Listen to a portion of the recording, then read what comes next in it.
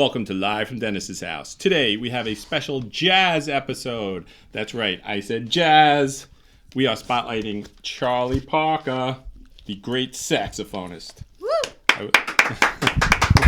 I didn't tell you to applaud yet. I wish he was a pianist. Then we could really applaud. I like saying that. All right. So this album and this guy's, he's going to take us back further than we've ever gone back before. We're going back to the 1940s, 1950s, parents' generation, grandparents' generation, the greatest generation, if you will. Oh, I will. So we're going back to WW2, the big one. Remember that? World War II? 18-year-old boys fought, killed, and died for our freedoms and rights. The rights that we still enjoy to this day, like the right to wear a man bun, the right to enjoy ninth place trophies, all these awesome things that these guys fought and died for. So, and it was back in the day when all these hepcats had cool expressions like 23 skidoo, kiss you later, I'm eating a potato, all these awesome things. And you could listen to the cool sounds of Little Jack Little and his toy piano. Remember that? All right, so we're going to get the show started with a long-distance dedication to Basil Fomine. So, since nobody really likes jazz, we're going to play some jazz rock. So let's listen to Goodbye Pork Pie Hat by Jeff Beck, written by Charles Mingus. Now I'm going to go right into the Man About Town segment, and I'm going to talk about what I did. And you know what I did? I'm going to tell you what I did. Now, this is very shocking for me because I never change my point of view and attitudes about things, but I actually changed my mind about something, and that is seeing old rock bands. Like The Who, for instance. Like, for the last few years, I was like of the mindset that they're too old, they shouldn't be playing anymore, they should have retired, they're not in their prime anymore.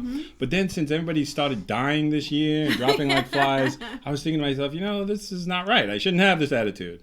So I went to see The Who. And it was a great night.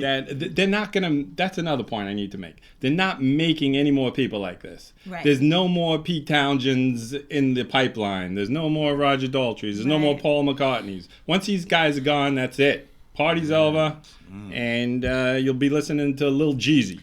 So you better enjoy this while you can. So anyway, we go to the Who concert, and normally I don't like to go to big venues either. I like little small clubs all around the tri-state area where I could walk in and there's vomit on the floor. That's my kind of scene. Anyway, we sit down and the Who come on, and it was great. They sounded amazing. And even though there's only the two guys in it, the other two guys passed away. What are you going to do? So, and then I was really enjoying it. And more as it went, I liked it even more and more and more. So as we're at halfway of the concert, during the song Eminence Front, the phone rings, and it's my daughter, and she's home alone, and she says, I hear someone in the basement playing the guitar. Oh, no. I was like, oh my God, Are you kidding me? What? This can't happen. There's nobody there. And her brother works, around the corner at a restaurant there. So I said, quick, call Nick and stay on the phone with me. And how you going to do that? Freaking out. And she was like freaking out. So I said, run across the street to the neighbor's house because I don't have time to think this through or anything. Right. Just go across to the neighbor's house. We're on our way. So we ran out of there with, our hearts in our stomach. And the neighbor came over and they checked everything out. There was nobody in the house playing the guitar, of course. Right. So we don't know what the heck happened. That she believes that she heard somebody open the garage door, come into the basement, take out a guitar, and start playing the guitar. She thought we were home. And then she thought it was me doing it. But there was nobody in the house. And I came home, I checked, there was nobody in the basement. So either we have a ghost... Jimi Hendrix. Yeah, or David Bowie. I was thinking David Bowie because we recently did a David Bowie show, so we probably awoken the spirit of David Bowie. And she did say she heard Ziggy Stardust. So do you think a ghost would open the garage? Exactly, that's what I said. Does a ghost have to open it? Yeah. And then she was so adamant about it, right? And I was like, just think this through. Who would do this? who would open the garage door, how they would open it in the first place, we don't know. And then once they got in, they would have to close the garage door. Then they'd have to come down here. Either they had their own guitar or they knew my guitar was here. And then they'd set up and start playing. Risk their freedom, because if they get caught, that's the same as breaking and entering to steal something. Right, and then they left, closed everything up, put the guitars back, You gave me and that a was the chill. end of it. So there you That's go. a drink I'm kind of interested in. I mean, like, if you could find out what she was drinking that night, let me know. No, we checked her. We had a did check scan her. and everything, Yeah. and there was Right. nothing. We're not- So that was it. So now Yeah. we're never allowed to go to a concert again. And my last chance to say goodbye to The Who was shot to hell. And sorry. that's it. And then she apologized and everything. And then she said, "Did you at least get to hear Won't Get Fooled Again or Baba O'Reilly?" I was like, "No, those are the final two songs that they always Yes, play." yes. And then I she said called me to one Lauren, time. Stop talking. Right, and then I had to turn it. I was driving in the car, and the Who came on, and I had to turn it because I started crying, and I just couldn't take it. So I can never listen to the Who again. So there you have it. God, it was Damn terrible. kids. It was So terrible. that's all I have to report on. I'm sick to my stomach now. I'm going to go throw up while we take another little break and get back to the hilarity. Hey, welcome back to Live from Dennis's house. And now we're going to get right over to Cha-Cha with the word on the street, gossip columnist to the stars, and see what's going on in the terrible world of celebrity. Yes. What's Well, up? Okay. The Real Housewives of New Jersey star Joe Giudice is headed to federal prison at Fort Dix, New Jersey, for his Wow. 41-month prison stint. Yeah. Fort He's going to Dix. spend 41. Yeah, more ways than one. How many what? He did spend his last day of freedom having lots of sex, he said. What was his name? Get it? I got it. I got it. Okay. And He was building up his tolerance, I guess, you know. yes, I don't. Does it work that way? Steven? Absolutely. I think they have medicine for that now. Oh, okay. Yeah. Thank you very much. Cha-Cha You're with the welcome. word on the street. Welcome. Now, let's see what's happening on the crazy, wacky world of Stephen Bellow. What's hi, up with guys. you? What's up? A guy walks into a bar, sits at the bar stool. All of a sudden he hears, "Hey, nice haircut." So he looks around. There's nobody there. Just him and the bartender. A couple seconds later, wow, that's some shirt you got on there, bro. He's like, "What the?" So he's looking around. A few minutes later, "Wow, you are so good looking." So finally the bartender comes over. He's like, "What's going on here, bro? I keep hearing all these nice things. There's nobody here but me and you." Bartender says, "It must be the nuts. They're complimentary." There you go, Dan. Oh, awesome. You get Right that? on. See what we meant about Yes. corny? And Hey, welcome back, live from Dennis's house. And now we're going to get to our guest, Michael Squillace, a.k.a. Squirrel Nuts. All right. All right, Mike. Love you, Dennis. Welcome to the show. Let's give it a big hand for Michael. And his sister Amber in the back. We got to say, Yay. before the show, we recorded a song and Amber sang a song a cappella. She had like a 72 octave range. She was like a combination between Christina Aguilera, Joan Baez, and Joni Mitchell. wow. And Lou Rawls. Well, so now let's get to the reason they were here, and let's talk to Michael. He's a great saxophone player and jazz enthusiast. All right, first thing I want to know is how, as a young man, did you get involved in jazz? I started playing sax when I was like 13. All right, let's stop right there first. Yes. I want to ask a question. Now, how did you decide on the saxophone? Because I most was- people play drums, guitar. Yeah, well, drums were my first choice actually, but when my mother made me choose something to do, I chose drums, and they said there were too many drummers. So the next thing was yeah. the sax because the girls love the sax. Yes, so. absolutely. I was going to mention that. That it's some people Mike, might what not girls think. are those? Not including you. I just wondered. Just wondered. Well, don't let Jacques interrupt here. That is a known You already fact. ruined my name. Like it's okay. The ladies do love the saxophone. Back now, you're on the sax. Now, how did you get involved with jazz? I actually my uncle it was like a huge fan of Charlie Parker, Coltrane, Lester Young, like all the big time cats. He had all their records, all their vinyls, but I had no record player. So my aunt actually downloaded them, burnt all the CDs for me. Awesome. So I have like stacks and stacks of CDs like burnt from like old school cats. I mean, Dexter Gordon. I mean, everybody, and all like I remember getting like calls from him saying like, I got these ready for you. You got to check out these guys. You never heard them before. And, I'm like 14 years old, and I'm like I gotta hear it, And he like wrote out all the names of the songs on there. Like, he took so much time to do it. And, wow. Like, so I like truly appreciated it, and I mean, like, I just listen to him all the time and everything. And now, is jazz your favorite type of music? I mean, it's my favorite to listen to, but I'm actually classically trained clarinet player, believe it or not. Really? So, yeah. Wow. So like, I started sax, okay, for the girls, and then I went to clarinet. So For the boys. No, not that there's anything wrong with that. But no, that's not why. No, actually, to get into college, Jacques. Hey, Something you don't know nothing about, Jacques. I'm not judgmental here. I'm not trying to be judgmental. No, but It just comes naturally, huh? Sit up straight back there. So, all right. So now I want to talk about the reason why you're here. You got this event coming up, and you and your sister can talk all about this. Tell us all about this. yeah. All right. Well, it's called Jammin' for Jacqueline. It started when my sister was not this sister, my other sister Jacqueline, obviously, was diagnosed with stage 3 breast cancer with 5-month pregnant last year.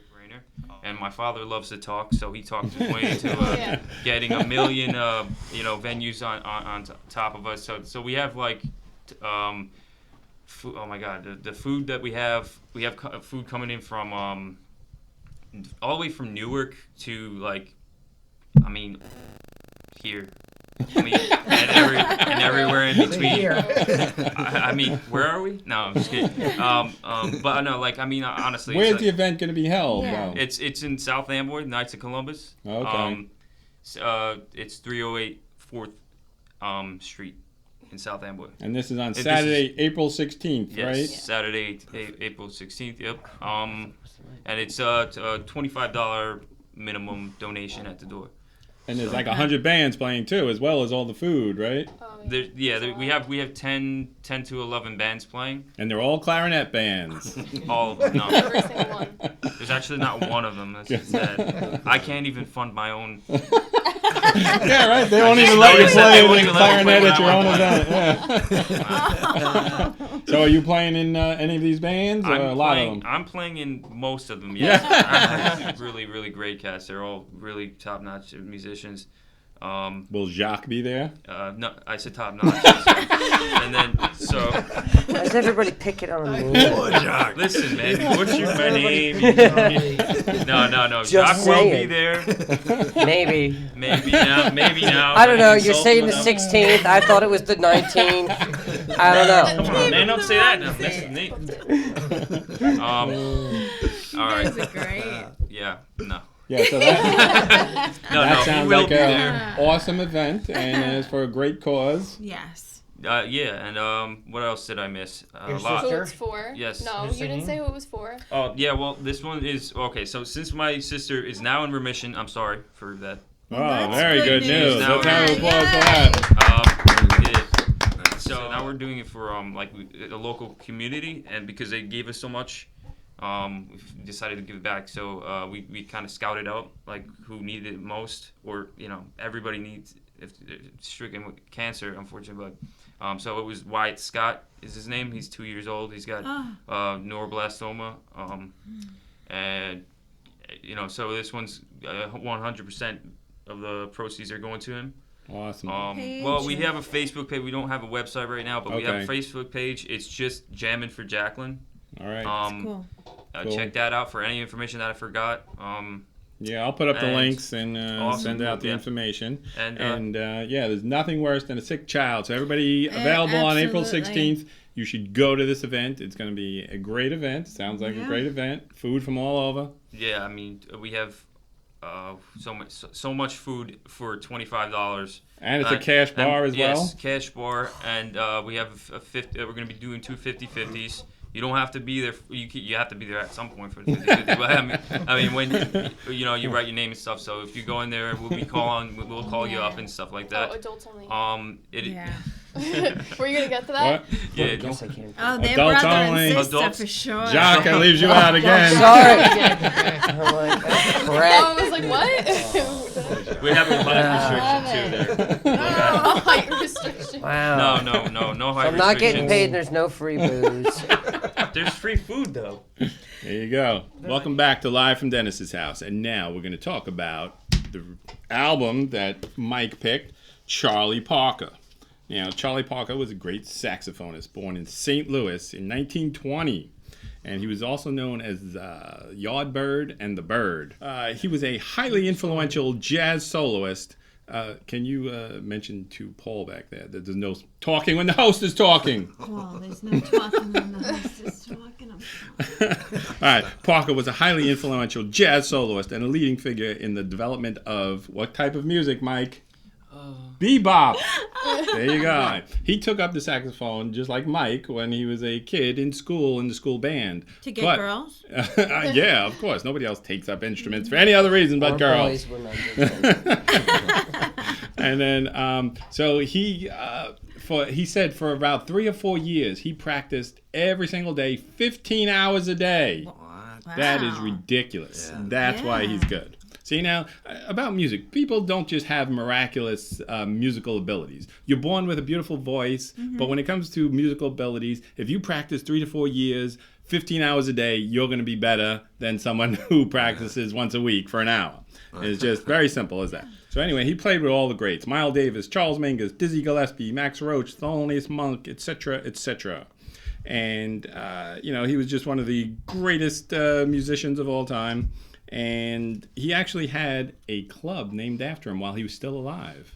You know what it was called? What? The great jazz club in Harlem called Birdland. Oh. And the funny thing about it is he was thrown out and banned from his own club named after him. How bad do you have to be? Yes. So now we're going to get to how bad he was. Now, he got hooked on morphine after a bad car accident. That'll do it. And that led to a lifelong heroin addiction. And you know where that takes you. Yeah. Bad places. So, and after a while, heroin caused him to miss gigs, and he was considered unemployable. And he frequently resorted to busking. I bet you don't know what that means. No, I don't. It's selling his body for heroin. No, it's playing playing music in the street or in the subway or something. Yeah. So. And a lot of times he pawned his saxophones for drug money. And, at this point, I got to say, like, Mike, I'm sure you'll agree with this, that back in the day, that jazz musicians and jazz was the first rock music, really. That all these guys back in Harlem, these guys were all drug addicts. They're all, like, he spent time in a mental institution. And they paved the way for terrible behavior for the next 100 years. I mean, these cats, like, playing because he started the thing like with Dizzy Gillespie and him they call Diz and Bird and Diz that was good. He was basically playing this stuff that like the young cats coming up playing, they just idolized and they were like, oh, let's so they saw him like shooting up and stuff, and they thought that would make them better players, and just started this like terrible thing. So, I love how you call them cats. Yeah, Oh, hep yeah. cats. They called themselves cats back then. I know, but you say it's so cool. So we can now trace the heroin epidemic to Bird. The Bird. He was nobody did heroin before he did in 1932. So there you go. And a whole world of people destroyed thanks to that. But he was a great musician. So he had a crazy life as well. And he had his first wife who he divorced. Or, I don't know, whatever. But from 1950... You're really not giving any man credit, are you? It's like highlighting all the dark Yeah, that's what spots. people are interested in. The dirt here. Like butchered him, like you beat him up. I'm just giving Poor the guy had highlights a and the rough- lowlights. He did. He had He a had a very rough- rough rough life, life. but he was a musical genius. That's that where wraps great it up. music comes from. That's every really. Yeah. rock star who's ever done Right. anything in the world. That's their life as Yeah. well. You know, they all go down this path, and he influenced everybody. Every rock singer. I'm going to tell you who he influenced. Tell us. All right. Jimi Hendrix, for one. Oh, because like he played with Miles Davis. I'm going to give you the road. All these guys in the 40s and 50s, and then Miles took it into the 60s, and then he kind of went Coltrane, rock way. too. Right. Coltrane, and Jimi Hendrix was influenced by Miles Davis, and then all these bands were influenced by the jazz, like the Allman Brothers even. Steely Dan, Frank Zappa, Jeff Beck, you know, just... pretty much everybody. So, you know, the blues players came after that too in the 50s. They, you know, they were kind of the same way, all drug addicts, you know. There seems to be a pattern here, you know. They're all great they musicians. all Wanted to be like are. Charlie Parker. Yeah, exactly. They were see? tortured, so... Yeah, it's tortured souls. I Yes. know what that's Yes, about, you sister. do. So, anyway, he died on March 12th, 1955. And there's another scandal because he died in the suite of his friend and patroness. I don't know what that means, but I wish I had a patroness. And listen to her name. Shut up! Listen to his name. Her name. Baroness Pananica de Koningsschwager at the Stanhope Hotel in New York City while watching the Dorsey brothers on television. And the official cause of death were lobar pneumonia and a bleeding ulcer. But we all know it was from heroin. He had an advanced case of cirrhosis and had suffered a heart attack. The coroner who performed the autopsy mistakenly estimated Parker's body to be between 50 and 60 years old, but he was only 34 years old. So that's a very sad statement there. Very sad life. So that's all I have to say about Charlie Parker. A genius. Hey, welcome back to Live from Dennis's house. Now it's that time of the show where we're going to smell the album while we do the news of the world. So let's see what's going on. This is Michael's album. I've never smelled it before. It looks pretty new and not bad. Very nice. Where'd you keep that album? Oh, wow. The shelf. Do you have a lot of albums, by the way, No, Michael? it's not. What? You have No, a I lot only of have- albums? No, like That's I your said, only one? I don't. No, I have like 8 or 9 only. Really? That's Yeah, pretty I have sad. Tons of CDs though. That was not kept in a basement, though. No. Yeah, see? That's in the vault. Yeah. All right, so we're going to start doing the news while we're smelling the album. I bet this is the first album you've ever smelled in your life. No. You'll know. It is. It sets the standards. She's great. Stop. All right, I'm going to start reading the news, but I know Jacques going to interrupt Smells it, like so I better wait. Like I predicted. All right, so now I'm going to do the news, all the news that's not fit to print. Are you guys ready? This story comes out of Chicago, Illinois.